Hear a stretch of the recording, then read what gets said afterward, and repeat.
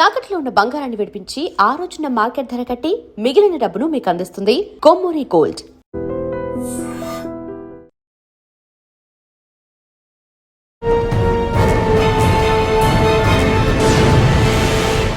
Bangkok to Mumbai via Hyderabad 13 కేజీల OG దాదాపు 13 కోట్ల విలువ. వాళ్ళకి తెలీదు స్మగ్లర్స్కి తెలంగాణలో ఒక పెద్ద ఫోర్స్ ఉందని, అది ఈగల్ ఫోర్స్.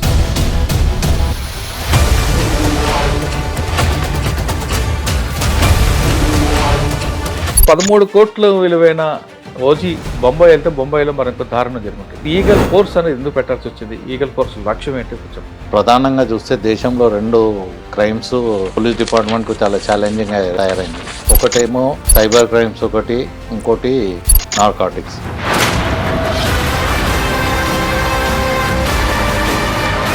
మదన్మోహన్ రెడ్డి గారు మొన్న జరిగిన బ్యాంకాక్ ఆపరేషన్, ఇక్కడే మీరు దాన్ని క్రాక్ చేశారు. అసలు ఆ లీడ్ ఎలాగ వచ్చింది? ఆ టాస్క్ ఎన్ని రోజులు పట్టింది?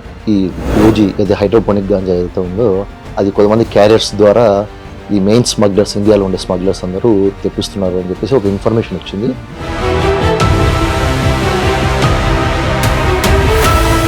కానీ ఆ రోజు మన బ్యాడ్ లక్ ఏంటంటే సేమ్ ఇన్ఫర్మేషన్ కస్టమ్స్ వల్ల కూడా ఉన్నది.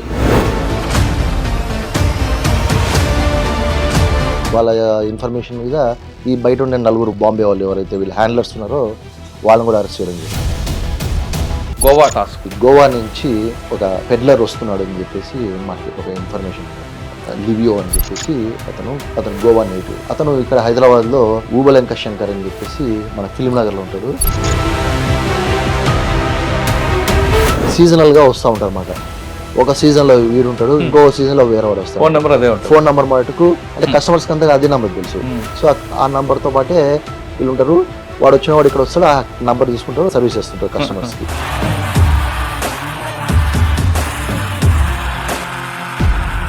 దానికి అలవాటు పడ్డ వాళ్ళకు కూడా పరిస్థితి దారుణంగా ఉంటుంది. మరి ఇటువంటి అలవాటు పడ్డ వాళ్ళకి డిఆర్ఎస్ సెంటర్ పంపడం ఏ విధంగా ఉన్నాయా? అయితే ఇప్పుడు లాస్ట్ 2 yearsలో చూసింది ఏంటంటే, మనము ఈ యొక్క అమ్మే వాళ్ళని అంటే సప్లయర్స్ని ఎంతోమందిని పట్టుకున్నాం. ఇక్కడ ఎంతమందిని పట్టుకున్నా కానీ in one form or the other ఇది సప్లై అనేది జరుగుతూ ఉన్నది.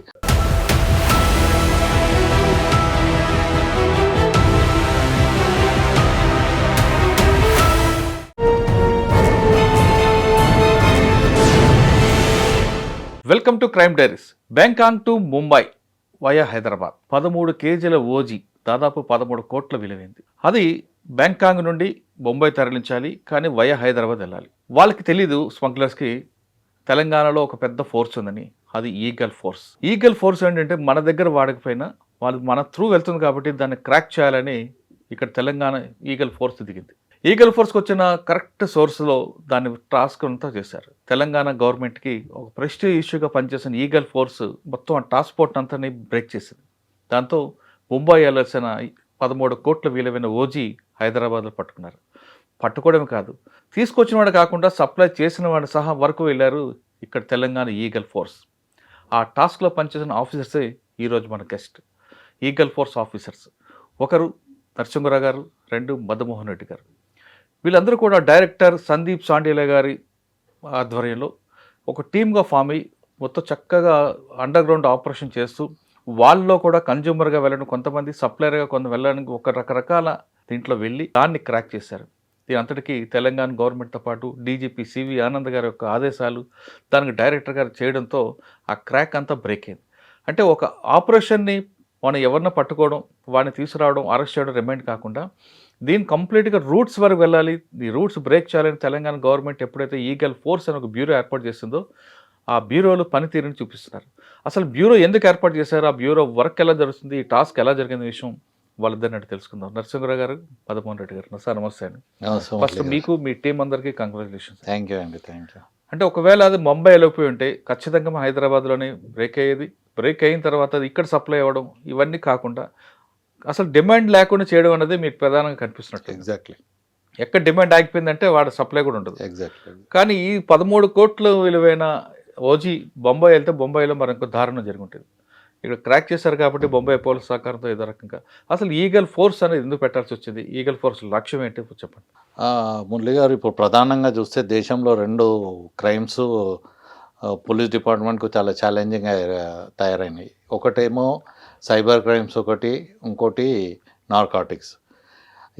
వీటిని ట్యాకిల్ చేయాలన్న ఉద్దేశంతోన 2023లో government of Telangana cyber security bureau అని, నార్కాటిక్ కంట్రోల్ బ్యూరో అని, యాంటీ నార్కాటిక్ బ్యూరో అని 2 బ్యూరోస్ ఫామ్ చేయడం జరిగింది. ఈ బ్యూరోలో మాకు ఇనిషియల్గా 4 పోలీస్ స్టేషన్స్ సెటప్ చేసినారు. Hyderabad narcotic PS, Warangal, Cyberabad, Rachakonda. Each police స్టేషన్కు ఒక ఎస్హెచ్ఓ, డిఎస్పీ ర్యాంక్ ఆఫీసర్ని ఎస్హెచ్ఓగా పెట్టడం జరిగింది. అదేవిధంగా మిగతా ఏరియాని కూడా ఒక క్లస్టర్స్గా ఫామ్ చేసి ఒక డిఎస్పీ ర్యాంక్ ఆఫీసర్ పర్యవేక్షణలో ఇది పనిచేస్తూ ఉంటుంది. అయితే ఇనిషియల్గా మేము అబ్జర్వ్ చేసింది ఏంటంటే, మొత్తము ఇప్పుడు నార్కాటిక్స్లో పోలీస్ అండ్ ఎక్సైజ్ డిపార్ట్మెంట్కు తెలంగాణలో పవర్స్ ఉన్నాయి ఈ కేసెస్ చేయడానికి. అయితే ఈ కన్విక్షన్ రేట్ అనేది స్టార్టింగ్లో అబ్జర్వ్ చేస్తే మాకు only 11 to 12% of conviction rate ఉండే ఈ ఎన్డీపీఎస్ కేసెస్లో. అయితే దీనికే గల ప్రధాన కారణం ఏంది? ఇప్పుడు బ్యూరో అనేది ఫామ్ అయిన తర్వాత మనం కూడా లా అండ్ ఆర్డర్లో చాలా పనులు ఉంటాయి వాళ్ళకు బందోబస్తు డ్యూటీస్, ఫెస్టివల్స్, రొటీన్ కేసెస్. ఈ ఎన్డీపీఎస్ ఒకటే ప్రధానం కాదు వాళ్ళకి. కానీ మనకు ఒక బ్యూరో ఫామ్ అయినాక మనకు ఇదొకటే కేసు, ఇదొకటే సబ్జెక్ట్ ఉంటుంది కాబట్టి దీన్ని ప్రధానంగా చేసుకొని ఈ యొక్క నార్కాటిక్ ప్రాబ్లమ్ని బ్యూరో ఒక మామూలు లా అండ్ ఆర్డర్ పోలీసు వేరే వాళ్ళు చూసిన దాని విధంగా కాకుండా ఒక 360 degrees యాంగిల్లో ఈ యొక్క ప్రాబ్లమ్ని మనం చూడాలి. దీనికి సొల్యూషన్ కూడా 360 degrees యాంగిల్లో వెతకాలన్న ఉద్దేశంతో చేసిన ప్రయత్నమే ఈ యొక్క కన్విక్షన్ రేట్ అనేది 12% ఉందని అబ్జర్వ్ చేయడం. ఓకే సార్, ఈగల్ ఫోర్స్ అని పెట్టారు కదా 2023లో. ఆ ఈగల్ ఫోర్స్ని అంటే ఎన్ని లేయర్స్ ఉంటాయండి? సప్లైని క్రాక్ చేయడం, అరెస్టులు చేయడం, రిమాండ్ చేయడం, లేదు కన్విక్షన్ రేట్ తీసుకురావడానికి లీగల్ సపోర్ట్ కూడా, మీకు లీగల్ వింగ్ కూడా ఉందా? ఎస్, అంటే ఇప్పుడు నేను చెప్పినట్టు 4 పోలీస్ స్టేషన్స్ కాకుండా మిగతా ఏరియానే ఒక డిఎస్పీ ర్యాంక్ ఆఫీసర్కు పెట్టి ఆర్ఎన్సిసి కింద దాన్ని నామకరణం చేసి పెట్టినాం. ఇదే కాకుండా మా దగ్గర లీగల్ వింగ్ ఉంటుంది, అవేర్నెస్ వింగ్ ఉంటుంది, ట్రైనింగ్ వింగ్ ఉంటుంది, డాక్యుమెంటేషన్ వింగ్ ఉంటుంది, టెక్నికల్ వింగ్ ఉంటుంది. ఈ విధంగా డిఫరెంట్ అన్నిటికీ ఏదైతే ఒక వన్ స్టాప్ షాప్ ఏ విధంగా అంటామో ప్రతి ఒక్క సమస్యకు ప్రతి ఒక్క పరిష్కారము ఈగల్ చూపించాలి. లా అండ్ ఆర్డర్ వాళ్ళకు ఒక బిగ్ బ్రదర్ రోల్ మేము ప్లే చేయాలన్న ఉద్దేశంతోన మేము ప్రతి ఒక్కటి కూడా ఆలోచిస్తూ ఉంటాం. మీరు చేస్తుంటారు, కానీ ఇక్కడ మెయిన్ ఎక్కించుకు వచ్చేసరికి వేరే స్టేట్లు ఉంటారు. మరి వేరే స్టేట్ వెళ్ళాలంటే మరి మీకు సపోర్టింగ్ ఇంటర్పోల్ అటు తీసుకుంటారా? లేదు, మన ఇండియాకు ఉన్నప్పుడు మనము we can go anywhere and ఎక్కడైనా వెళ్ళొచ్చు. ఇండియా కాకుండా వేరే ఉంటాయి కదా, వేరేది అప్పుడు మనకు గైడ్లైన్స్ ప్రకారము we have to take the help of MHA. ఏదైనా అవసరం ఉంది, ఫర్ ఎగ్జాంపుల్ బ్యాంకాక్ కేసు ఉన్నది, we have return letters to ఎంహెచ్ఏకి రాస్తే దాన్ని ఎంఎల్ఏటీ అంటే మన ఏదైతే ట్రీటీ ఉంటుందో ఆ ట్రీటీ ప్రకారం ఏ దేశాలతో ఉన్నదో దాని ప్రకారము వాళ్ళు ఫార్వర్డ్ చేసి ఆ యొక్క ఇన్ఫర్మేషన్ ఏదైనా కావాలన్నా కానీ తెప్పిస్తూ ఉంటారు. త్రూ సెంట్రల్ గవర్నమెంటే వెళ్ళాల్సి ఉంటుంది. బ్యూరో స్టార్ట్ అయిన తర్వాత చాలా ఆపరేషన్ జరుగుతుంది, ఎందుకు ఇంకా ఫుల్ స్టాప్ పడట్లేదండి? ఫుల్ స్టాప్ అనేది కాదు, అంటే అంతకుముందు ఎట్లుండే అంటే కేసెస్ కొద్దిగా తక్కువ ఉండే. ఈ మధ్య కేసెస్ రెగ్యులర్గా పడుతున్నాం. అంటే ఈవెన్ మనకు ఎవ్రీ మంత్ ఎన్కౌంటర్ మీటింగ్స్ అని సెంట్రల్ లెవెల్లో జరుగుతూ ఉంటాయి. అప్పుడప్పుడు మన honourable home minister, central home minister గారు కూడా అటెండ్ అవుతుంటారు. వాట్ హీ హాజ్ అబ్జర్వ్డ్, ఆయన అబ్జర్వ్ చేసింది ఏంటంటే Telangana is one of the states ఎక్కడైతే చాలా డబల్ అయినాయి కేసులు. డబల్ అయినాయి అంటే we are one of the leading book చేయడంలో మనము లీడింగ్ అయిపోయినాం. ఆయన అబ్జర్వ్ చేసింది ఒకటే, Telangana has not given up the war against. మనం ఏ రోజైతే కేసులు బుక్ చేయడం తక్కువ చేస్తామో అంటే మనం చేతులు ఎత్తేసినట్టు అని ఆయన అభిప్రాయం. సో ఆ విధంగా మనం ఏంటంటే చాలా ముందుకు వెళ్తా ఉన్నాం. We are not living anybody. ఏదైనా కానీ మన దృష్టికి వచ్చిందంటే దాని యొక్క డీప్ రూట్ వరకు ఇన్వెస్టిగేషన్. అదే చెప్తున్నారు, ఈవెన్ ఇప్పుడు లా అండ్ ఆర్డర్ వాళ్ళు ఒక కేసు బుక్ చేస్తున్నారు అనుకోండి, అది మీరు చేసారు మీరే చూసుకోండి అన్నట్లు మేము వదలం దాన్ని. ఇప్పుడు ఒక స్ట్రాంగ్ టెక్నికల్ టీమ్ మా దగ్గర ఉన్నది. వీ హ్యావ్ మెనీ గ్యాడ్జెట్స్ ఉన్నాయి, టూల్స్ ఉన్నాయి, అన్ని మెకానిజమ్స్ ఉన్నాయి. ఒక ఓన్లీ జస్ట్ ఒక నంబరు ద్వారా we don't depend only on the confessions of the accused. వాడు చెప్తేనే మనము ఆ రూట్లో వెళ్ళాలి అన్నట్టు కాదు మాది. ఒక నంబర్ ఒకటి మనకు అక్యూజ్ వచ్చిందంటే ఆ నంబర్ నుంచి డెప్త్గా వెళ్తాము. వాడిని మొత్తము హిస్టరీ అంతా ఆ నంబర్ ద్వారా తీసి వాడిని మళ్ళీ పోలీస్ కస్టడీ తీసుకొని వాడిని క్రాస్ ఎగ్జామిన్ చేయడము, వాటిని మళ్ళా మేము అనలైజ్ చేయడము, దాని యొక్క లెవెల్ ఆ లైన్లో ఇన్వెస్టిగేషన్ వెళ్ళడం అనేది చేయడం వల్లనే we are going to the root of the. కేసుల కోసం ఫోన్లు వాడకుండా ఉంటారు. ఇప్పుడు ఈ యొక్క టైంలో ఫోన్లు వాడకుండా ఎవడో బిజినెస్ చేయలేడు. మేబీ ఒక్కొక్కసారి ఏంటంటే వాళ్ళు కొద్దిగా స్మార్ట్ ఇనఫ్ ఉండి వాట్సాప్ కానీ లేకుంటే అదర్ కాల్స్ కానీ చేస్తూ ఉంటారు. కానీ దాంట్లో కూడా ఇప్పుడు ఎవ్రీబడి అదే విధంగా ఉండాలని లేదు. ఇప్పుడు వీడు హుషారుండి వాట్సాప్ వాడవచ్చు, కానీ అవతలోడు కూడా హుషారు ఉండాలని లేదు కదా. సో అట్లా మా దగ్గర దట్స్ వాట్ ఐఎమ్ థింక్, మా దగ్గర ఉన్న యాప్స్ కానీ గ్యాడ్జెట్స్ కానీ ఎవ్రీ దానికి లింకప్ చేయడానికి అనర్జ్ చేయడానికి మాకు ఆపర్చునిటీ ఉంటుంది. వాట్సాప్ కంటే ఓకే, సిగ్నల్ యాప్లు కూడా వాడి చేస్తుంటారు కొంతమంది. అదే చెప్తున్నాను, అంటే everybody will not be that smart enough కదా. అంటే వాడు పోలీస్ కి అప్పరెండ్ ఉండడానికి ప్రయత్నం చేస్తుంటాడు. ఎక్కడో ఒక దగ్గర చిన్న లూపోలు అయితే పెడతారు కదా మా కోసం, అది అదే దూరడానికి. అదే ఓకే, మీరు చెప్తున్నారు కదా తెలంగాణలో ఎక్కువ ఫోర్స్ పనిచేస్తుందని సెంట్రల్ గవర్నమెంట్ ఐడెంటిఫై చేసింది కాబట్టి, నిన్న మొన్న ఢిల్లీ కూడా ఐబీ దీని మీద ఒక మీటింగ్ కండక్ట్ చేసింది. దానికి మీరు వెళ్ళారా మీ డిపార్ట్మెంట్ నుంచి? ఎస్పీ గారు వెళ్ళారు. దానికి DG rank officers from all the states law enforcement agencies దీని ఎన్డీపీఎస్కు రిలేటెడ్ ఉన్నది. అంటే ఇనిషియల్లీ కొద్దిగా స్లోగా సార్ చెప్పేది ఏంటంటే ఎస్పీ గారు, సో ఆయన కూడా ఓన్లీ ఎస్పీ ర్యాంక్ ఆఫీసర్ కాబట్టి కొద్దిగా భయంగా వెళ్ళి కూర్చున్నాడు. కానీ once the presentation started after lunch sir చెప్తున్నారు, ప్రతి ఒక్క డీజీ గారు వచ్చి అరే మీ ప్రాక్టీసెస్ ఏంది ఎట్లా చేస్తున్నారని ఈయన అడగడం, సార్ ఫోన్ నెంబర్ తీసుకోవడం. So that is the identity what we have created. ఒక టెక్నాలజీ మీద డిపెండ్ కాకుండా ఫుడ్ ఇంటెలిజెన్స్ మీద ప్రయారిటీ ఇస్తున్నారా మీరు? లేదా ఒక ఫోన్ వాడితేనే దొరుకుతాడు, లేదంటే బ్యాంక్ అకౌంట్ల ద్వారా దొరుకుతాడు అనుకుంటున్నారా? లేదు మీకున్న పాత పోలీసింగ్, ట్రెడిషనల్ పోలీసులు ఏ విధంగా అయితే నెట్వర్క్ పెట్టుకుంటారు ఇన్డెప్త్గా, అది కూడా బేసికల్గా ఏదైనా కానీ manual intelligence is very important. Manual intelligence, data bank, మేము పాత డేటా బ్యాంకు ఉంటుంది. ఇప్పుడు ఫర్ ఎగ్జాంపుల్ చిన్నగా చెప్తాను, మేము ఒక ఈగల్ ఫామ్ అయిన తర్వాత ఒకటి కొన్ని గ్యాంగ్స్ ఎట్లా అనర్జ్ చేసినామంటే గోవాలో కానీ బెంగళూరులో కానీ ఆపరేట్ చేస్తున్న ఈ నైజీరియన్స్ వాళ్ళు ఏంటంటే ఒక కార్టెల్ ఏ విధంగా మెయింటైన్ చేస్తున్నారంటే దానికి మన స్టేషన్కు ఎస్హెచ్ఓ ఏ విధంగా ఉంటాడో ఆ లెవెల్లో ఒక మనిషిని పెట్టిరు వాళ్ళు. పెడితే ఇప్పుడు మా దగ్గర స్టేషన్ హౌస్ ఆఫీసర్ ట్రాన్స్ఫర్ అయినాక ఆ ఫోన్ నంబర్ మాత్రం అదే ఉంటుంది. మనిషి ట్రాన్స్ఫర్ అవుతాడు, పేరు చేంజ్ అవుతుంది, కానీ నంబర్ అయితే అదే ఉంటుంది. వాళ్ళు కూడా అదే విధంగా యూజ్ చేస్తున్నారు. మాకు అది ఒక కేసులో ఒక నంబరు మేము అనలైజ్ చేస్తూ ఉంటే మళ్ళీ ఇంకో కేసు ఒక 6 months తర్వాత బ్రేక్ చేస్తే సేమ్ నెంబర్ ఉంది వాంది వీంది, కానీ మనుషులు వేరే. మారిపోయాడా? మనిషి మారిపోయినాడు. వాడు ఎప్పుడైతే ఎక్స్పోజ్ అయిండో వాని హ్యాండ్లర్ ఎవడైతే ఉన్నాడో నైజీరియాలో వీడిని పిలిపించేస్తాడు అనమాట. పిలిపించి వాని ప్లేస్ లో వేరే వచ్చి పంపిస్తున్నాడు. పంపించి సిమ్ ఆ సిమ్ అదే ఉంటుంది, ఎందుకంటే అది అందరికీ తెలుసు కదా number. They will not change that SIM. ఆ సిమ్ అదే ఉన్నది, నంబర్ అదే ఉన్నది, కానీ మనిషి మారుతా ఉన్నాడు. సో అది కూడా మేము పసిగట్టడం జరిగింది. సార్ ఆ ఆపరేషన్లో మీకు అన్ని టెక్నాలజీ సపోర్ట్ ఉంది, కానీ వెపన్ సపోర్ట్ ఉందా? ఎందుకంటే వాళ్ళని పట్టుకున్నప్పుడు చాలా భయంకర సిచ్యువేషన్ వస్తుంటాయి డ్రగ్స్, దీంట్లో గోవాలో బొంబాయిలో చూసినప్పుడు.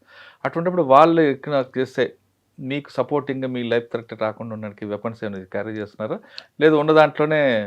అంటే ఇనిషియల్గా మాకు అవసరం రాదు అనిపించింది, కానీ ఒకసారి రాజస్థాన్ వెళ్ళినప్పుడు అక్కడ ఒక బిష్నా గ్యాంగ్ని ఒక రిమోట్ ప్లేస్లో పట్టుకోవడానికి వెళ్తే, అంటే వాళ్ళకి తెలియదు మనం పోలీస్ అని, వెళ్తే వాళ్ళు కొద్దిగా మా వాళ్ళ మీద అటాక్ చేయడం జరిగింది. ఒకసారి బెంగళూరులో కూడా జరిగింది. అప్పటి నుంచి మా ఆఫీసర్స్ ఎక్కడ అవుట్ సైడ్ వెళ్ళినా కానీ they are carrying the weapon. సరే, మన అడ్మినిస్ట్రేషన్ అందుకు చెప్పుకొచ్చారు.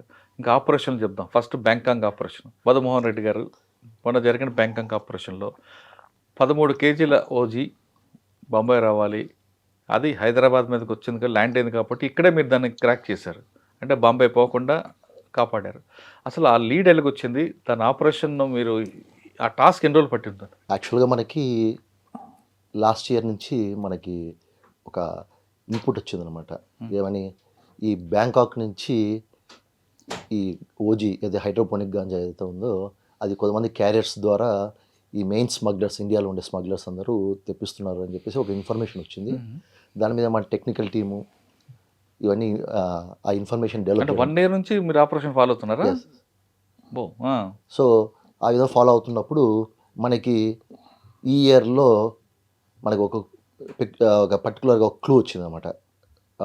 జనవరి 29th జనరల్గా మనకి బ్యాంకాక్ నుంచి ఫ్లైట్ హైదరాబాద్కి ఎర్లీ మార్నింగ్ 1 o'clock వస్తుంది. సో ఆ రోజు మనకి 29th ఈరోజు బ్యాంకాక్ నుంచి క్యారియర్స్ వస్తున్నారని చెప్పేసి మనకి ఇన్ఫర్మేషన్ వస్తే మనం ఆ రోజు వెళ్ళడం జరిగిందన్నమాట అక్కడికి.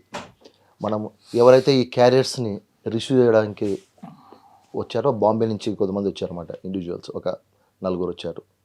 సో వాళ్ళ వీళ్ళు ఇక్కడ పికప్ చేసుకోవడానికి శంషాబాద్కి. సో అయితే వాళ్ళని మనం ఐడెంటిఫై చేయడం జరిగింది. వాళ్ళు మనం అంతా ఒకటే చోట ఉన్నాము ఎయిర్పోర్ట్లో. కానీ ఆ రోజు మన బ్యాడ్ లక్ ఏంటంటే సేమ్ ఇన్ఫర్మేషను మన కస్టమ్స్ వాళ్ళు కూడా ఉన్నది. సో ఎప్పుడైతే ఈ ప్యాసింజర్స్ ఎవరైతే ఫ్లైట్ నుంచి దిగారో వాళ్ళని ఇమీడియట్గా లోపలనే వాళ్ళు క్యాచ్ చేసినారు. వాళ్ళ ఇన్ఫర్మేషన్ మీద ఈ బయట ఉండే 4 బాంబే వాళ్ళు ఎవరైతే వీళ్ళు హ్యాండ్లర్స్ ఉన్నారో వాళ్ళని కూడా అరెస్ట్ చేయడం జరిగింది. సో ఆ రోజు తర్వాత మనకి ఇంకా ఎక్కువ ఇన్డెప్త్గా దాని గురించి ఇన్ఫర్మేషన్ డెవలప్ చేయడం జరిగింది అనమాట. సో ఆ ప్రాసెస్లో ఉండగా మనకి ఈ మంత్ April 7th రోజు మార్నింగ్ కస్టమ్స్ వాళ్ళు మనకి ఇన్ఫర్మేషన్ ఇచ్చారు. ఏమని, ఈ గుజరాత్ సంబంధించిన మోసిన్ అనే వ్యక్తి గంజా తీసుకొచ్చు పట్టుబడ్డాడు, మాకు ఒక 12 kgs. తర్వాత అతనితో పాటు ఉన్న హర్షద్ అని అతను తప్పించుకొని పారిపోయాడు. తర్వాత కుమార్ అని చెప్పేసి అతను కూడా పారిపోయాడు. ఇంకొకరు సంజయ్ అని చెప్పేసి కూడా, సూరజ్ అని చెప్పేసి అతను కూడా పారిపోయాడు అని చెప్పేసి మనకి ఇన్ఫర్మేషన్ పాస్ చేస్తే ఆ ఇన్ఫర్మేషన్ మీద ఆ రోజు మన డైరెక్టర్ సారు మొత్తం అందరి టీమ్స్ అన్నిటిని అలర్ట్ చేశాడు. ఎందుకు చెప్పారండి వాళ్ళు? వాళ్ళకి ఆల్రెడీ వాళ్ళు ఎయిర్పోర్ట్ దాటి బయటకు వచ్చేసారు అనమాట. ఎయిర్పోర్ట్లో ఒకరిని పట్టుకున్నారు, మోసిన్ అని అతను పట్టుకున్నారు, గుజరాత్ సెకండ్ టైం. అంటే ఆల్రెడీ వాళ్ళు అప్పటికే పట్టుకున్నారు. కానీ ఈ పర్టికులర్ కేసులో మనం ఏదైతే ఇప్పుడు డిస్కస్ చేస్తున్నామో ఆ కేసులో మోసిన్ వాళ్ళు పట్టుకున్నారు. హర్షద్ అనే అతను వచ్చేసి అతను కూడా గుజరాతీ. ఫస్ట్ టైం ఒకసారి దొరికారు కస్టమ్స్. అవును. ఒకసారి దొరికిన తర్వాత వాళ్ళు మళ్ళీ తిరిగి శంషాబాద్ ఎందుకు ఎంచుకుంటారండి? ఎంచుకోరే అంటే ఇది రెగ్యులర్గా వాళ్ళు వస్తూ ఉన్నారు. ఎయిర్పోర్ట్ లో విజిలెన్స్ ఉందంటే వాళ్ళు రారు కదా, ఇంకో ఎయిర్పోర్ట్కి వెళ్తారు కదా. అవును. ఈ విధంగా వాళ్ళు మన ఇండియాలో చాలా ఎయిర్పోర్ట్స్ కూడా టచ్ చేస్తున్నారు. బాంబే టచ్ చేస్తున్నారు, అహ్మదాబాద్ టచ్ చేస్తున్నారు, కోల్కతా టచ్ చేశారు. అంటే మనకున్న ఇన్ఫర్మేషన్ ప్రకారం ఇప్పటి వరకు అయితే సెకండ్ టైం కస్టమ్స్ వాళ్ళు మనకి లీడ్ ఇచ్చారు. లీడ్ ఇచ్చిన తర్వాత తప్పిపోవడంతో మనకి లీడ్ ఇచ్చారు. సో సార్కి ఇన్ఫర్మేషన్ వచ్చిన వెంటనే డైరెక్టర్ సార్కి మొత్తము మన ఈగల్ ఫోర్స్ మొత్తాన్ని అలర్ట్ చేసి సార్ అన్ని టీమ్స్ని ఏదైతే హర్షద్ అనే వ్యక్తి ఎవరైతే తప్పించుకున్నారో అతని మీద పంపించారు. సో ఆ క్రమంలో అందరం ఫాలో చేస్తున్నాం అన్నమాట. సో టెక్నికల్ ఎవిడెన్స్, తర్వాత మాన్యువల్ ఎవిడెన్స్, సీసీ కెమెరాలో చూడడము, అవి అని. ఈ క్రమంలో ఆ రోజు ఈవినింగ్ అరౌండ్ 8 o'clock ఆ టైం తర్వాత మనకి ఈ హర్షద్ అనే వ్యక్తి, సందీప్ వాస్వాని అనే వ్యక్తి, ఇద్దరు కూడా బిహెచ్ఎల్ బస్ స్టాప్లో 13 kg ఓజీ గంజాతో వాళ్ళు అక్కడ ఉన్నారు. మన టీమ్స్ వెళ్ళి వాళ్ళని పట్టుకోవడం జరిగిందన్నమాట. వాళ్ళు పట్టుకున్న వెంటనే వాళ్ళు చెప్పిన విషయాలు మనకి ఏంటంటే, ఈ విధంగా మాకు ఈ సూరజ్ పాల్ అనే వ్యక్తి ఒక అతను ఉన్నాడు, ఇతను మమ్మల్ని పంపించాడు ఇక్కడికి. సో దాని విషయంలో మేము ఇక్కడికి వచ్చాము, మేము ఓన్లీ క్యారియర్స్ మాత్రమే, మెయిన్ హ్యాండ్లర్ అతను చెప్పారు. తర్వాత మనము టెక్నికల్ ఎవిడెన్స్, తర్వాత వీల్ ఎవిడెన్స్లు అన్నీ కలెక్ట్ చేసుకొని చూస్తే యాక్చువల్గా ఈ సూరజ్ పాల్ కంటే మెయిన్ వ్యక్తి వచ్చేసి హేమంగ్ కెలుస్కర్ అని చెప్పేసి ఇతను మెయిన్ కింగ్ పిన్ అని తెలిసింది. సరే, ఈ హేమంగ్ కెలుస్కర్ గురించి మనము విచారిస్తే వీళ్ళ ఫాదర్ వచ్చేసి ప్రమోద్ కెలుస్కర్ అని చెప్పేసి ఇతను బాంబేలో ఈ అశ్విన్ నాయక్ అనే గ్యాంగ్స్టర్ దగ్గర వాడు రైట్ హ్యాండ్ అనమాట వాళ్ళ ఫాదర్, ప్రమోద్ కెలుస్కర్. అతను పూర్వం అంతా ఈ స్మగ్లింగ్ చేసేవాడు, ఈ గోల్డ్ కానీ, cigarette smuggling, red sandalwood smuggling, ఇవన్నీ చేస్తుండేవాళ్ళు. సో ఆ విధంగా ఆ ప్రాసెస్లో వీళ్ళకి ఒకసారి వీళ్ళ ఫాదర్కి, ప్రమోద్ కెలుస్కర్కి, తర్వాత ఈ హేమంగ్ కెలుస్కర్కి ఇద్దరి మీద కూడా కస్టమ్స్ వాళ్ళు ఒక 60 crores దాకా ఫైన్ కూడా ఇంపోజ్ చేశారు. సో ఈ ప్రాసెస్లో వాళ్ళకి ప్రాఫిట్స్ తగ్గడం మొదలుపెట్టాయి గోల్డ్లో. తర్వాత ఈ రెడ్ శాండల్వుడ్ కూడా ఎక్స్పోజ్ అయింది వీళ్ళది. సో నెక్స్ట్ ఈ హేమంగ్ కెలుస్కర్ ఏం చేశాడంటే, మన ఇండియాలో ఈ హైడ్రోపోనిక్ గంజాకి మంచి డిమాండ్ ఉంది, ప్రాఫిట్స్ కూడా ఎక్కువ ఉన్నాయని చెప్పేసి తెలిసి అతను ఇది స్మగ్లింగ్ చేయడం స్టార్ట్ చేశాడు అనమాట. అంటే యాక్చువల్గా వాళ్ళ ఫ్యామిలీ బిజినెస్ అంతా స్మగ్లింగ్లో ఉన్నారు. అదే సో ఆ పాత స్మగ్లింగ్ వదిలేసి కొత్త స్మగ్లింగ్లోకి వచ్చాడు అనమాట. అంతకుముందు వీళ్ళకి కొన్ని బిజినెసెస్ ఉండేవి దుబాయ్లో కూడా. ఆ బిజినెసెస్ అన్ని క్లోజ్ చేసుకొని వీళ్ళు థాయిలాండ్లో జల్వా అని చెప్పేసి ఒక క్లబ్ ఓపెన్ చేసుకున్నారు. దానికి వాళ్ళ తమ్ముడు సుధాంశు అని చెప్పేసి ఉంటాడు. వాళ్ళ తమ్ముడు అక్కడ మేనేజ్మెంట్ చేస్తుంటాడు, వీడు ఇక్కడ నుంచి దాన్ని మేనేజ్ చేస్తుంటాడు అనమాట. సార్ ఈ మొత్తం చెప్తున్న ఎపిసోడ్లో మెయిన్ కిన్ పిన్ కొంత డబ్బులు తీసుకొచ్చి నానక్రమ్ కూడా ఏరియాలో కూడా క్లబ్ పెట్టాలని ప్రయత్నం చేశాడు, నిజమనేది? అయితే ఈ క్రమంలో వీళ్ళు ఈ ఓజీ గంజాలో కానీ ఈ హైడ్రోపోనిక్ గంజాలో వీళ్ళు విపరీతంగా సంపాదించడం మొదలుపెట్టారు అనమాట. సో అక్కడేమో వాళ్ళకి 5 lakhs అంతకంటే ఎక్కువ ఖర్చు అవ్వట్లేదు. ఇక్కడ వచ్చేసరికల్లా వీళ్ళకి దాదాపు 1 CR దాకా వస్తుంది. అరౌండ్ అంటే ఖర్చులు పోంగా అవి పోంగా వీళ్ళకి ఒక కేజీ మీద 80 to 85 lakhs మిగులుతున్నాయి. సో ఈ హెవీ అమౌంట్ ఇన్కమ్ వచ్చేసరికి వీళ్ళు ఇక్కడ మన హైదరాబాద్లో కోకాపేట ఏరియాలో సేమ్ అదే టైప్ ఒకటి క్లబ్ ఏర్పాటు చేయదలుచుకున్నారు. కానీ ఇక్కడ పోలీస్ అడ్మినిస్ట్రేషన్ టైట్ ఉంది, మనకి బియాండ్ టైం నడవనియ్యరు అని చెప్పేసి తెలిసేసరికి బియాండ్ టైం నడవకుంటే మాకు ప్రాఫిట్స్ రావు అని చెప్పేసి వీళ్ళు ప్రస్తుతానికి దాన్ని పుట్ ఆన్ హోల్డ్ పెట్టారు అనమాట. సరే మొత్తం ఎపిసోడ్లో తీసుకుంటే ఎక్కడ కూడా బ్యాంక్ ట్రాన్సాక్షన్ వాడకుండా అంతే లిక్విడ్ క్యాషే వాడారంటున్నారు. లేదు, అంటే బిట్వీన్ ఇండియా అండ్ బ్యాంకాక్ మాత్రము అంతా ట్రాన్సాక్షన్స్ పేటిఎం ఇవే యూజ్ చేయడం జరిగింది. సో అదే అంటే ఫస్ట్ దాన్ని బియాండ్ ఓజీవీ ట్రాన్సాక్షన్ వెళ్ళినాం ఇందులో. బియాండ్ ఓజీవీ ఫర్ ఎగ్జాంపుల్ వీళ్ళ టికెట్స్ ఓవర్ బుక్ చేసినారు. సో ఈ విధంగా వాళ్ళు అనలైజ్ చేసినప్పుడు ఎప్పుడైతే వీడు హేమంత్ కిర్లోస్కర్ అరెస్ట్ అయినాడు, అరెస్ట్ కాకముందే వీని పాత్ర కూడా ఇందులో ఉన్నదని తెలియడానికి we never used this confessions. అయితే ఇదంతా టెక్నికల్ అనాలిసిస్లోనే వీని పాత్ర వెళ్ళిన తర్వాత వాడిని పట్టుకురావడం జరిగింది. పట్టుకొచ్చినాక చూస్తే వీళ్ళు ఏంటంటే ఒక 10 to 15 మెంబర్స్ హ్యాండ్లర్స్ ఉన్నారు. వీళ్ళు 10 to 15 వీళ్ళు దాదాపు ఒక 40-50 మందిని క్యారియర్స్గా అపాయింట్ చేసుకున్నారు. ఇక్కడ అహ్మదాబాద్ కానీ బాంబే కానీ మన హైదరాబాద్ కానీ ఆ విధంగా పెట్టుకున్నారు. సో వీళ్ళందరి టికెట్లు మళ్ళీ ఒకతనే బుక్ చేస్తున్నాడు, ఒకటే ట్రావెల్ ఏజెన్సీ ద్వారా బుక్ చేస్తున్నాడు. వీళ్ళంతా వెళ్ళి ఉంటున్నారు, ఒకటే హోటల్లో ఉంటున్నారు. మళ్ళీ వీళ్ళ మూమెంట్స్ కూడా ఈ హ్యాండ్లర్స్ది కానీ ఈ క్యారియర్స్ది కానీ ఇదంతా కూడా అన్ని కోరిలేట్ చేసుకొని దీనికి జీరో ఆన్ చేయడం జరిగింది, ఇది బస్ చేయడం జరిగింది. క్యాష్ అన్నది మీరంట్లు అవుట్ ఆఫ్ కంట్రీ వేరే వెళ్తాను, కానీ ఇన్సైడ్ తీసుకుంటే కనీసం పెట్రోల్ దగ్గర కూడా ఇక్కడ మొత్తం క్యాష్ ట్రాన్సాక్షన్. కానీ మనకు ఇంటర్నేషనల్లీ జరిగిన ట్రాన్సాక్షన్స్ అన్ని ఫ్లైట్ టికెట్లు అప్పుడు క్యాషే వాడాడు కదా. ఫ్లైట్ టికెట్ వాడిండు, కానీ ఇప్పుడు ఫ్లైట్ టికెట్లు బుక్ చేసినప్పుడు ఇప్పుడు వీళ్ళకు క్యాష్ ఇచ్చిండా ఇది ఇచ్చిండు, కానీ ఫ్లైట్ టికెట్ ఇంపార్టెంట్ కదా మనకు. క్యాష్ ఫ్లైట్ టికెట్ సాధారణ క్యాష్ తీసుకోరు కదా. తీసుకుంటారు, అట్లేం లేదు. అంటే ఇక వీళ్ళు దే క్యాన్ మేనేజ్ ఎనీథింగ్ అండి. ఇప్పుడు ప్రైవేట్ ఏజెన్సీ ట్రావెల్ ఏజెన్సీ ఉన్నది, వాళ్ళకి బిజినెస్ కావాలి కాబట్టి వాళ్ళు అవుట్స్ ఇప్పుడు యాక్సెప్ట్ చేస్తూ ఉంటారు. సార్ ఈ టాస్క్లో ఒక మహిళా ఆఫీసర్ కూడా ఉన్నారట కదా. అంటే ఆమె టెక్నికల్ సపోర్ట్ చేస్తున్నారు వాళ్ళంతా.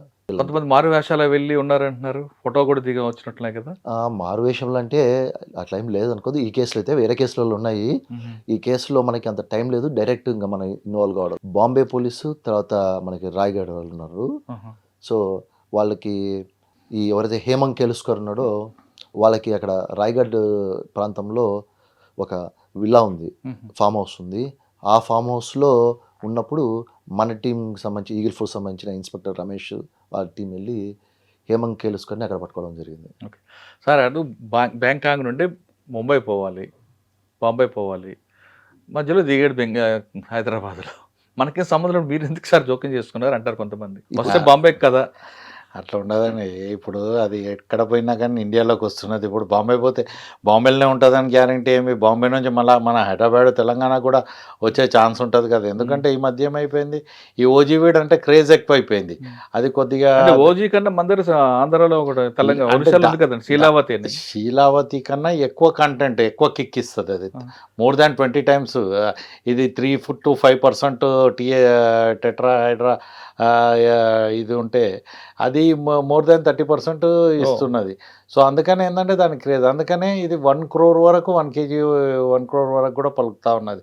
అదంత క్రేజ్ ఉన్నది కాబట్టి దాన్ని స్మగ్లింగ్ చేయడం జరుగుతూ ఉన్నది. సార్ దానికి అలవాటు పడ్డ వాళ్ళు కూడా పరిస్థితి దారుణంగా ఉంటుంది. ఉంటుంది. మన శీలావతి Obvious. లీలావతి అంటే వేరే కానీ మరి ఇటువంటి అలవాటు పడ్డ వాళ్ళకి డిఆక్షన్ సెంటర్ పంపడం ఏ విధంగా ఉన్నాయా? ఎస్, అయితే ఇప్పుడు ఈ లాస్ట్ 2 yearsలో చూసింది ఏంటంటే మనము ఈ యొక్క అమ్మే వాళ్ళని అంటే సప్లయర్స్ని ఎంతోమందిని పట్టుకున్నాం, ఇంక్లూడింగ్ ఈవెన్ నైజీరియన్స్ కానీ వేరే యుగాండన్స్ కానీ లేకుంటే ఐవోరీ కోస్ట్ నుంచి ఘానా నుంచి ఎన్ని కంట్రీస్ నుంచి ఎంతమందిని పట్టుకొని ఇప్పుడు దాదాపు 40 నుంచి 50 మంది Africans they are languishing in the Telangana jails. ఇక్కడ ఎంతమందిని పట్టుకున్నా కానీ in one form or the other ఇది సప్లై అనేది జరుగుతూ ఉన్నది.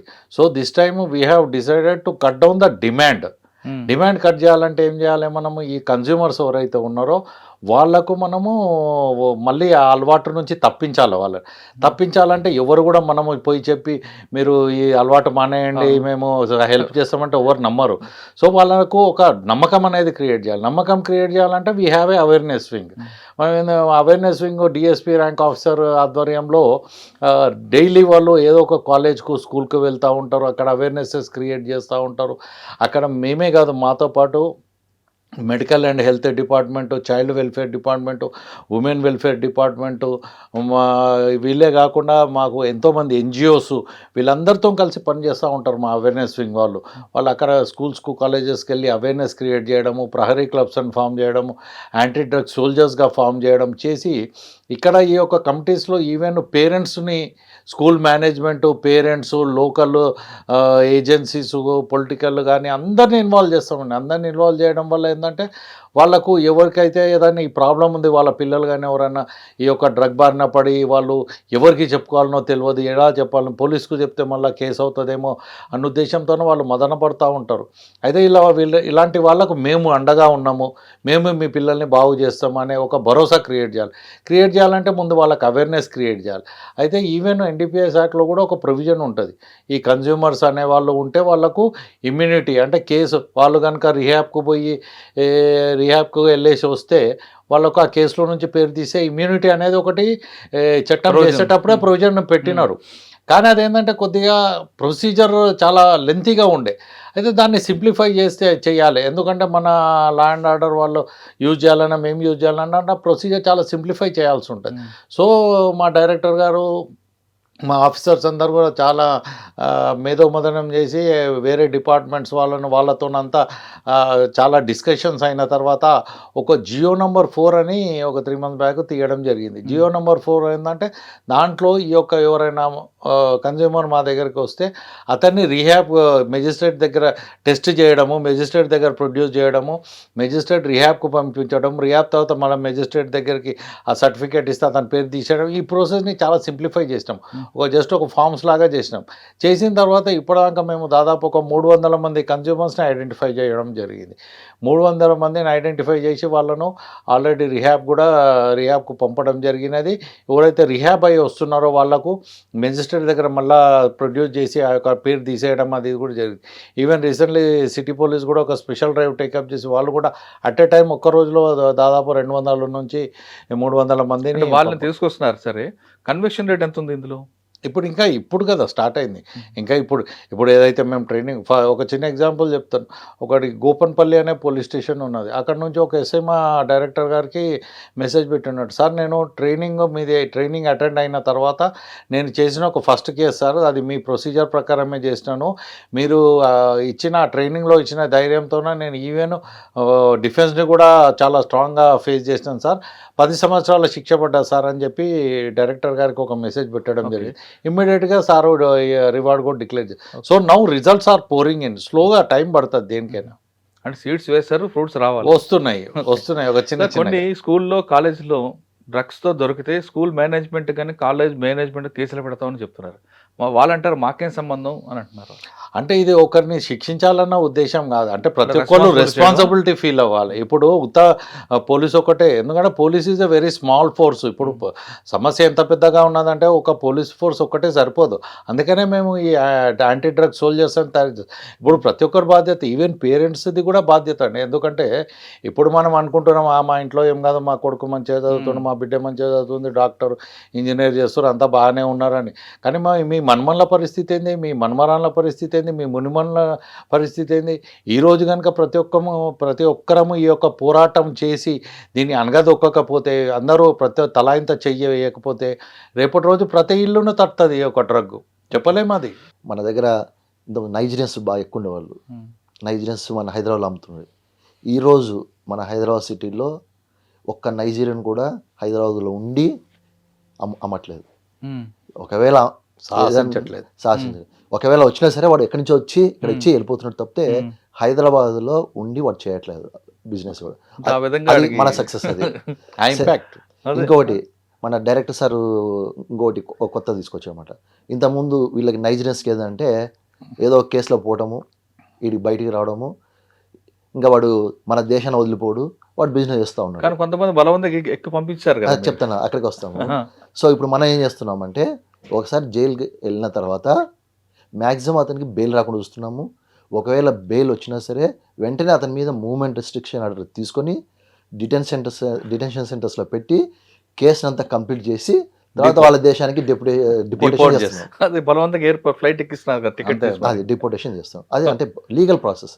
Legal process. సరే, గోవా టాస్క్ చెప్పండి. దీంట్లో యాక్చువల్గా మనకి ఈగల్ ఫోర్స్ ఫామ్ అయిన తర్వాత డైరెక్టర్ సార్ వచ్చిన తర్వాత మనకి సందీప్ శాండిల్ సార్ వచ్చినాక మనకి పెద్ద కేసు గోవా ఆపరేషన్ అన్నమాట. సో దీంట్లో యాక్చువల్గా మనకి ఫస్ట్ ఈ గోవా నుంచి ఒక పెడ్లర్ వస్తున్నాడు అని చెప్పేసి మనకి ఒక ఇన్ఫర్మేషన్ ఉందన్నమాట. లివియో అని చెప్పేసి అతను గోవా నేటివ్. అతను ఇక్కడ హైదరాబాద్లో ఊబలంక శంకర్ అని చెప్పేసి మన ఫిలిం నగర్లో ఉంటాడు. అతను ఇద్దరు కలిసి కార్ఖానాలో వాళ్ళ కస్టమర్కి సప్లై చేస్తున్నారు అని చెప్పేసి ఉండదు. వీళ్ళిద్దరు కూడా ఆల్రెడీ 2018లో బంజారాహిల్స్లో ఒక కేసు ఉంది వాళ్ళిద్దరి మీద. సో వాళ్ళిద్దరు మధ్యలో ఈ కోర్టుకు వచ్చినప్పుడు అట్లా టచ్లో ఉన్నారు. సో లాస్ట్ ఇయర్ ఏప్రిల్లో ఇద్దరు కలిసి కార్ఖానాకి డ్రగ్ సప్లై చేయడానికి వచ్చినప్పుడు మనం పట్టుకున్నాం అనమాట. పట్టుకొని వాడిని మన ఇంట్రాక్షన్ చేస్తే ఎవరైతే లివియో ఉన్నాడో అతను ఏం చెప్పాడంటే, నాకు గోవాలో పలానా బెంజమిన్ అన్న అతను నాకు ఇస్తాడు అని చెప్పేసి చెప్పామన్నమాట. సో ఈ లివియో సహాయంతో ఆ బెంజమిన్ని ట్రాప్ చేసి ఆ బెంజమిన్ని పట్టుకుంటే అతని దగ్గర కొద్దిగా రికవర్ అయింది. తర్వాత ఆ బెంజమిన్ని మన సామాన్యంగా అయితే నైజీరియన్స్ మనకు కోఆపరేట్ చేయరు, కానీ ఈ బెంజమిన్ అనే ఎవరైతే నైజీరియన్ ఉన్నాడో మనకి బాగా మంచి కోఆపరేట్ చేశారు అన్నమాట. అంటే గోవాలో వాళ్ళ డెన్స్ ఎక్కడెక్కడ ఉన్నాయి, వాళ్ళు ఏ విధంగా ఆపరేట్ చేస్తారు, మొత్తం డీటెయిల్గా మొత్తం ఇచ్చాడు అనమాట. ఆ ఇన్ఫర్మేషన్ మీద ఫస్ట్ మన టీమ్స్ వెళ్ళి అక్కడ మనకి మెయిన్ వచ్చేసి 2 లొకేషన్స్ ఇచ్చాడనమాట. అంటే ఇతను బెంజమిన్ ఆపరేట్ చేసే ఏరియా వచ్చేసి పర్రా ఏరియా, అక్కడ మపూసాలో పర్రా ఏరియా అని ఉంటుంది. సో అక్కడ ఈ వైట్ హౌస్ అని ఒకటి ఉంది, జెర్రీ హౌస్ అని ఇంకొక హౌస్ ఉంది. దీనిలోనే ఎక్కువ నైజీరియన్స్ ఉన్నారు, ఇక్కడి నుంచి ఆపరేట్ చేస్తున్నారు అని చెప్పారు. సో మన టీమ్స్ అక్కడికి వెళ్ళి ఏదైతే జెర్రీ హౌస్ ఉందో ఆ జెర్రీ హౌస్లో మన వాళ్ళు కూడా అదే హౌస్లోనే రూమ్ రెంట్కి తీసుకొని అక్కడే వాచ్ చేశారు. తర్వాత ఈ ప్రాసెస్లో మన డైరెక్టర్ సార్ కూడా వెళ్ళారు అక్కడికి. సార్ కూడా ఆ ఏరియా మొత్తం చూసుకొని వాళ్ళ మూవ్మెంట్ కూడా సార్ అబ్జర్వ్ చేసి, సార్ కూడా అక్కడ లోకల్ మాదిరి తిరుగుతూ సార్ కూడా అబ్జర్వ్ చేసి మనము లాస్ట్ ఇయర్ తర్వాత మేలో రైడ్ చేయడం జరిగింది. అక్కడ రైడ్ చేస్తే అంటే గోవా పోలీస్ సపోర్ట్ ఇచ్చారు మీకు? గోవా పోలీస్ సపోర్ట్తోనే సార్ నేను వెళ్ళి సార్ డైరెక్ట్ ఫస్ట్ అక్కడ డీజీ గారిని కలవడం కలిసింది. సార్ ఫోర్స్ ఇచ్చాడు, సార్ ఆ ఫోర్స్తోనే మనం పోయి రైడ్ చేసాము. సేమ్ టైము ఈ జెర్రీ హౌస్ అండ్ వైట్ హౌస్లో రైడ్ చేసాం. రైడ్ చేసినప్పుడు మనకి అక్కడ జెర్రీ హౌస్లో 2 దొరికారు, వైట్ హౌస్లో 3 నైజీరియన్స్ దొరికారు. అక్కడ విచిత్రం ఏంటంటే వైట్ హౌస్లో అక్కడ వాళ్ళకి పాతది ఒక బిల్డింగ్ ఉందన్నమాట. ఆ పాత బిల్డింగ్ అంతా పడిపోయి ఉంటుంది, అంతా వాళ్ళు స్టోర్ రూమ్ లాగా అంతా పాత సామాన్లు వేసుకుంటుంటారు. సో అక్కడ ఈ మట్టి కింద మొత్తం డ్రగ్ దాచిపెట్టినారని చెప్పేసి మనకు బెంజమిన్ ఇన్ఫర్మేషన్ ఇచ్చినాడు అనమాట. సో మనం వెళ్ళి అక్కడ ఓనర్ చెప్తే లేదు అటువంటిది ఏం లేదు అని చెప్పారు. సరే మన తాళమని ఇవ్వనంటే నేను తాళం ఇవ్వను అది అని చెప్పేసింది.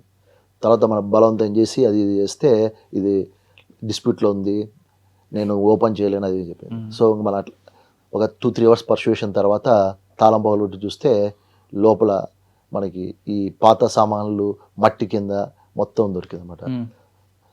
దాంట్లో మనకి దాదాపు 5200 పిల్స్ దొరికాయి, ఎక్స్ట్రసీ పిల్స్. తర్వాత విచిత్రం ఏంటంటే ఈ వీళ్ళు నైజీరియన్స్ మన పాత కాలంలో పూర్వం ఏదైతే పద్ధతులు వాడతామో ఆ పద్ధతులు అన్నమాట. ఈ మట్టి కింద తవ్వి లేదా ఇంకా వాళ్ళ ఉండే అకామిడేషన్కి బయట కాంపౌండ్ వాళ్ళు ఆనుకొని ఓపెన్ ప్లేస్లో మట్టి తవ్వి అక్కడెక్కడ దాచిపెట్టేటోళ్ళు అనమాట. సో ఆ విధంగా మనము కొకేను మోర్ దాన్ 1/2 కిలో రికవర్ చేసాము. సో 5 మెంబర్స్ నైజీరియన్స్ అరెస్ట్ చేసినాము, 1/2 కిలో పైన కొకేను. ఆ బిల్డింగ్ ఓనర్ని అరెస్ట్ చేశారా? బిల్డింగ్ ఓనర్ టెనెంట్స్ కదా వీళ్ళందరూ. సో ముందు అబ్జెక్షన్ చేశాడు కదా, అక్కడే మనం చేయలేదు. అయితే అక్కడ పోయినాక మనకి తెలిసిన విషయం ఏంటంటే వీళ్ళు అకామిడేషన్ అక్కడ ఉంటారు, మార్నింగ్ అంతా రూమ్లో రెస్ట్ ఉంటారు. ఈవినింగ్ తర్వాత వీళ్ళు రూమ్ నుంచి బయటకు వచ్చి, అంటే అక్కడ గోవాలంతా పరా ఏరియా మపూసా ఏరియా అంతా అవుట్స్కట్స్ అన్నమాట. సో ఒక చోట పొదలలో ఉంటారు, అక్కడ పోయి ఉండి అక్కడి నుంచి ఆపరేషన్ స్టార్ట్ చేస్తారు వీళ్ళు. ఏమైనా కాల్స్ వస్తే అక్కడి నుంచే పోతారు, అక్కడే పోయి వాళ్ళు సర్వీస్ చేసేస్తారు, మళ్ళీ వచ్చి అక్కడే పొదలలో ఉంటారు అన్నమాట. ఎందుకంటే రూమ్ దగ్గర నుంచి ఫ్రీక్వెంట్ మూవ్మెంట్ చూస్తే ఓనర్ కానీ డౌట్ రావచ్చు, లేకపోతే పెట్రోల్ జిల్లింగ్ చేసే పోలీసులు కానీ డౌట్ రావచ్చు. కాబట్టి వీళ్ళు ఏం చేస్తారు, ఈ చీకటి ప్రదేశాలలో ఉంటూ చీకటి ప్రదేశాలను చేస్తుంటారు. అట్లే వీళ్ళు చేసే డెలివరీ కూడా ఐసోలేటెడ్ ప్లేసెస్లోనే చేస్తారు, చీకటి ఉండి ప్లేసెస్లో వేస్తుంటారు. ఎందుకంటే ఎవరు కనపడకుండా ఉండేట్లు. తర్వాత ఇంతకుముందు సార్ చెప్పాడు మీకు, వీళ్ళందరూ కూడా వీళ్ళ బాసెస్ కొంతమంది ఉంటారు, వీళ్ళు బాయ్స్ కొంతమంది ఇక్కడ ఉంటారు. సీజనల్గా వస్తూ ఉంటారు అన్నమాట. ఒక సీజన్లో వీడు ఉంటాడు, ఇంకో సీజన్లో వేరే వాడు వస్తాడు. ఫోన్ నెంబర్ మటుకు అంటే కస్టమర్స్కి అంతా అదే నెంబర్ తెలుసు. సో ఆ నెంబర్తో పాటే వీళ్ళు ఉంటారు. వాడు వచ్చిన వాడు ఇక్కడ వస్తాడు, ఆ నెంబర్ తీసుకుంటాడు, సర్వీస్ చేస్తుంటాడు కస్టమర్స్కి. ఈ క్రమంలో మన ఈ ఇంటరాగేషన్లో మనకు తెలిసింది ఏంటంటే మన నెక్స్ట్ ఫస్ట్ అంటే అంతకుముందు వరకు మన పోలీస్ ఇన్వెస్టిగేషను ఇంతవరకు ఉండేది అన్నమాట.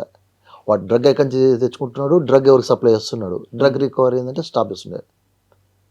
కానీ మన ఈగల్ ఫోర్స్ ఫామ్ అయినాక డైరెక్టర్ సార్ వచ్చిన తర్వాత మనం ఏం చేస్తున్నాము, ఫర్దర్ ఇన్వెస్టిగేషన్ చేయడం మొదలుపెట్టాము. ఈ డబ్బులన్నీ ఎక్కడ పోతున్నాయి? ఈ క్రమంలో మనకి వీళ్ళు చెప్పింది ఏంటంటే మేము కలెక్ట్ చేసిన డబ్బులు వారంలో సోమ మంగళవారాలలో మేము పలానా అది కూడా కలెక్ట్ చేసుకునే వాళ్ళు డైరెక్ట్ వచ్చి కలెక్ట్ చేసుకోరు. మళ్ళీ దానిలో కొన్ని లొకేషన్స్ ఉన్నాయి, ఆ లొకేషన్కి వెళ్తే వాడు వచ్చి డబ్బులు కలెక్ట్ చేసుకొని వెళ్తాడు. సో ఈ విధంగా మేము సోమ మంగళవారాలలో పలానా లొకేషన్కి పోతాము, వాళ్ళు వచ్చి డబ్బులు. ఇంకా కొద్ది ఇన్వెస్టిగేట్ చేస్తే గోవాలో మపూసా మార్కెట్లో సంగీత మొబైల్స్ అని ఒకటి ఉంది.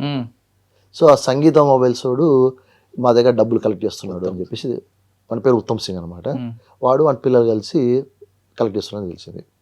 మళ్ళీ అక్కడ మేము మళ్ళీ వాచ్ పెట్టాము, వాడి దగ్గర కూడా వాచ్ పెట్టి దాదాపు ఎప్పుడైతే వాడి దగ్గర క్యాష్ బాగా అక్యుములేట్ అయిందని మనకి ఐడియా వచ్చిందో ఆ రోజు భయంకరమైన వర్షం కూడా పడుతుండే గోవాలో. మా వాళ్ళంతా అట్లే రెయిన్ కోట్స్ పెట్టుకొని అందరూ వాచ్లో ఉన్నాము. కరెక్ట్ వాళ్ళు క్యాష్ తీసుకోపోయే టైంలో రైడ్ చేసాము. రైడ్ చేస్తే వాడి దగ్గర దాదాపుగా వాళ్ళ పిల్లల దగ్గర ఏమో 18-19 lakhs దొరికింది, తర్వాత ఇంట్లో కొద్దిగా దొరికింది, మొత్తం కలిపి టోటల్ 50 lakhs దొరికింది క్యాష్ ఉత్తమ్ సింగ్ దగ్గర. సో ఆ ఉత్తమ్ సింగ్ని మనము మళ్ళీ వాడు ఎవరికి ఇస్తాడు చెప్తాను. సో ఉత్తమ్ సింగ్ పట్టును, ఈ ఉత్తమ్ సింగ్ వచ్చేసి యాక్చువల్ రాజస్థానీ కానీ అక్కడ బిజినెస్ చేసుకుంటున్నాడు. ఈడు హవాలా ఆపరేటర్ అనమాట. వీళ్ళు మళ్ళీ ఈ అమౌంట్ని బాంబేకి పంపిస్తున్నారు. దాంట్లో ఒక చేతన్ మావుజీ అని చెప్పేసి ఒకతను ఉంటాడు బాంబేలో, అతను, తర్వాత ఎస్ఆర్ అని కంపెనీ అని చెప్పేసి ఒకటి ఉంది అతను, ఇంకోటి రాజ్ అని చెప్పేసి ఒకటి, వాడు కూడా గోవా వాడే. వీళ్ళకి ఇస్తున్నది తెలిసింది. సో తర్వాత మళ్ళీ మనము మొత్తం ఒక గ్యాప్ ఇచ్చేసినమాట, ఒక 1-2 months గ్యాప్ ఇచ్చి మళ్ళీ టీమ్స్ దాదాపుగా ఒక 15-20 టీమ్స్ ఫామ్ చేసుకొని లాస్ట్ ఇయర్ సెప్టెంబర్లో గణేష్ టైంలో బాంబే మీద దాడి చేయడం జరిగింది.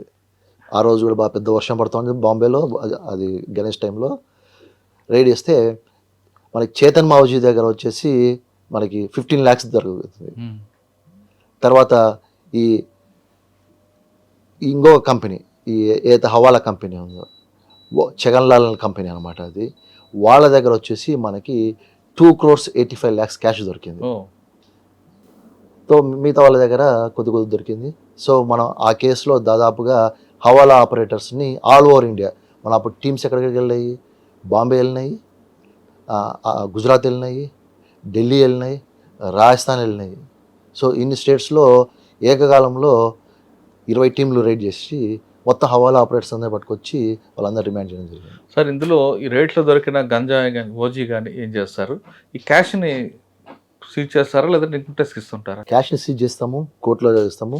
ఏదైతే ఈ గంజా వాటిని డ్రగ్ అయితే ఈ గాంజా ఎట్లున్నదంటే ఇప్పుడు సీజ్ అయిన తర్వాత ప్రొసీజర్ ప్రకారం దాన్ని మెజిస్ట్రేట్ దగ్గర ప్రొడ్యూస్ చేసి దాన్ని శాంపుల్స్ తీస్తాం అనమాట. శాంపుల్స్ తీసిన తర్వాత మిగతాది అట్లనే మల్కానాలో పెట్టేసి ఎఫ్ఎస్ఎల్ రిపోర్టు వచ్చిన తర్వాత, ఎఫ్ఎస్ఎల్ రిపోర్ట్ ఎప్పుడైతే వస్తుందో వచ్చిన తర్వాత డ్రగ్ డిస్పోజల్ కమిటీ అని ప్రతి డిస్ట్రిక్ట్లో ఉంటుంది. ఆ డ్రగ్ డిస్పోజల్ కమిటీకి ఇది ఇవ్వడం జరిగితే వాళ్ళు డిస్పోజ్ చేస్తారు. ఎందుకంటే దీన్ని పోలీస్ దగ్గరనే పెట్టుకుంటే దీన్ని మళ్ళా రొటేట్ చేస్తారు, పోయిందంటారు, థెఫ్ట్ అయిందంటారు, అలాంటివన్నీ ఉంటాయి. కాబట్టి దీన్ని ఇమీడియట్గా ఎఫ్ఎస్ఎల్ రిపోర్ట్ రాగానే డ్రగ్ డిస్పోజల్ కమిటీకి హ్యాండ్ ఓవర్ చేస్తారు. సార్ మీరు చెప్పిన గోవా టు ముంబై ఆపరేషన్లో అంత ఈజీగా అవదు. అందుకే లోకల్ పోలీస్ సపోర్ట్ ఉండాలి, వాళ్ళ ఇన్ఫర్మేషన్ వస్తుంది, మీరు పట్టుకున్నప్పుడు వాళ్ళు మీ మీద దాడులు చేస్తుంటారు. ఇటువంటి సంఘటనలు ఎదురయ్యా మీకు? బాంబే ఆపరేషన్లు అయితే మనకి ఏమంత ఏం ప్రాబ్లం రాలేదు, గోవాలో కూడా ఏం ప్రాబ్లం రాలేదు. అంటే వాళ్ళు పట్టుకోగానే సరెండర్ అయిపోతారు సార్? మనకి ఒకటి అంటే మన ప్లానింగ్ ఆ విధంగా ఉందన్నమాట. సో మన ఛాన్స్ ఎవరికి ఇవ్వలేదు. అంటే ఎవరంటే మన ఇప్పుడు మిగతా రాష్ట్రాల్లో తెలుగు రాష్ట్రాల్లో దొరికినంత ఈజీగా దొరకడు అక్కడ. అంటే ఇక్కడ పోలీస్ అనగానే భయపడతారు, అక్కడ మన పోలీసులు చూస్తుంటారు కాబట్టి. ఇప్పుడు మా టీం ఏదైతే వెళ్తుందో ఒక 1 week 2 weeks అట్లా వాచ్ చేస్తారు. చూసి అక్కడ వాడిని డైలీ మూమెంట్ అబ్జర్వ్ చేసి వాడిని క్లీన్ లిఫ్ట్ చేయొచ్చా లేకుంటే లోకల్ పోలీస్. ఇప్పుడు క్లీన్ లిఫ్ట్ చేయొచ్చు అనుకోండి, క్లీన్ లిఫ్ట్ చేస్తే ఏమవుతుందంటే మనకు కొద్దిగా అవకాశం ఉంటుంది వాడిని ఇంట్రాగేషన్ చేయడానికి తీసుకొచ్చిన తర్వాత. కానీ పబ్లిక్ లిఫ్ట్ చేస్తే ఐడెంటిఫై అయిపోతుంది. అది క్లీన్ లిఫ్ట్ కానప్పుడు ఏమైపోతుంది, డెఫినెట్గా లోకల్ పోలీసు హెల్ప్ తీసుకునే చేస్తాం. అది కోర్టులో ట్రాన్సిట్. యాక్చువల్గా గోవాలో ఏమైందంటే డైలీ వాళ్ళు మన వాళ్ళు చూసుకుంటున్నారు.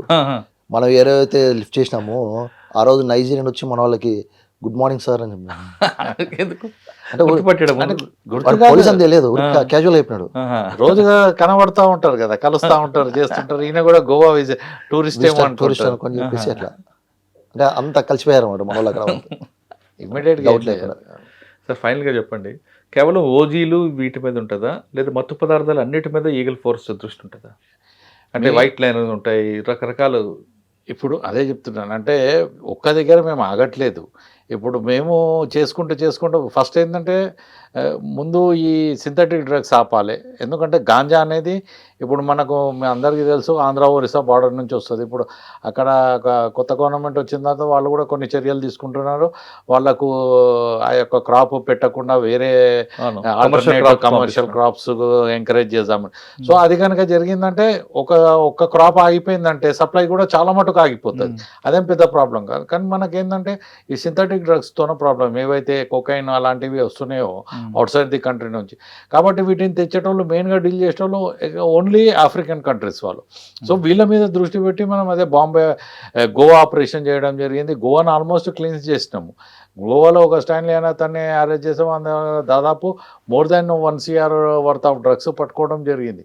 వాడిని పట్టుకున్నప్పుడు వాడిని ఇంట్రాగేషన్లో ఏం తెలియదంటే వాడు ఫైజల్ అని చెప్పి వాడు గోవా కొల్వాలే జైల్లో ఉండి అక్కడి నుంచి ఆపరేట్ చేస్తున్నాడు. అక్కడి నుంచి యూరోపియన్ కంట్రీస్ నుంచి డ్రగ్ తెప్పించి పూణేలో వానికి తెలిసిన దగ్గర డెలివరీ ఇస్తే వాడు పూణే నుంచి తీసుకొచ్చి వీనికి సప్లై చేస్తున్నాడు అని చెప్తే డైరెక్టర్ గారు ఇమ్మీడియట్గా కొల్వాలే జైలు సూపరింటెండెంట్ కూడా వస్తే వాళ్ళంతా ప్రెమిసెస్ ఎత్తుకుతే దాదాపు 16 సెల్ ఫోన్స్ ఆ యొక్క ప్రెమిసెస్ నుంచి దొరికినాయి.